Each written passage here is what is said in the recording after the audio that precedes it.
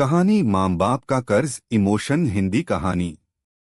छोटे से गांव में रामदास और उनकी पत्नी सीता रहते थे।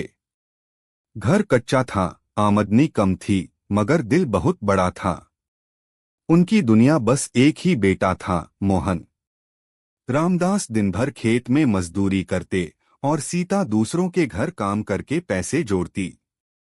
दोनों का एक ही सपना था, हमारा बेटा पढ़ लिख कर बड़ा आदमी बने।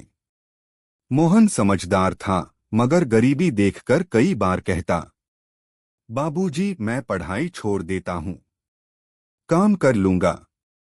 रामदास हंसकर उसके सिर पर हाथ फेरते, बेटा हम भूखे रह लेंगे, पर तुम्हारी पढ़ाई नहीं रुकेगी। समय बीतता गया। सीता ने अपने गहने बेच दिए, रामदास ने पुरानी जमीन गिरवी रख दी। आखिर मोहन शहर पढ़ने चला गया। सालों बाद मोहन पढ़ लिख कर बड़ा अफसर बन गया।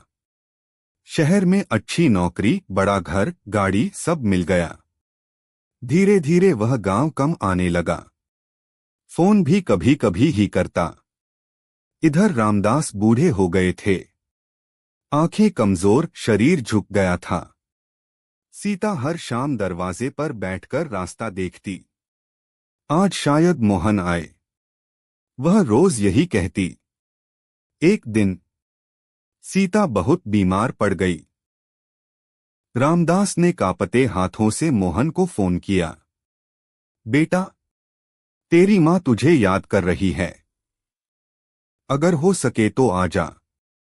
मोहन उस समय मीटिंग में था। उसने जल्दी से कहा, बाबूजी अभी बहुत काम है, बाद में आता हूं। फोन कट गया। उधर सीता की हालत बिगड़ती गई। उसने धीमे से कहा, मोहन आए तो कहना। मैंने उसका इंतजार किया और उसकी आंखें हमेशा के लिए बंद हो गईं। जब मोहन पहुंचा, 2 दिन बाद मोहन गांव आया। घर के बाहर भीड़ थी, अंदर सफेद चादर और मां की फोटो।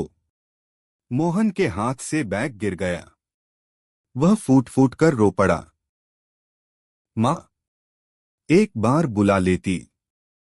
रामदास चुप थे, बस इतना बोले, बेटा मां तो रोज बुलाती थी, तू ही नहीं आया। ये शब्द मोहन के दिल में तीर बनकर लगे। उस रात मोहन मां के कमरे में गया। तकिए के नीचे एक पुराना लिफाफा मिला।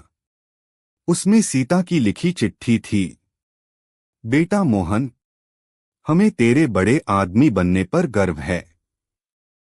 बस इतना याद रखना, दुनिया की सारी दौलत भी माँ बाप के साथ बिताए एक पल के बराबर नहीं होती। चिट्ठी पर आंसू के निशान थे। मोहन जोर जोर से रोने लगा। अगली सुबह मोहन ने फैसला किया। वह रामदास के पास गया और उनके पैरों में गिरकर बोला,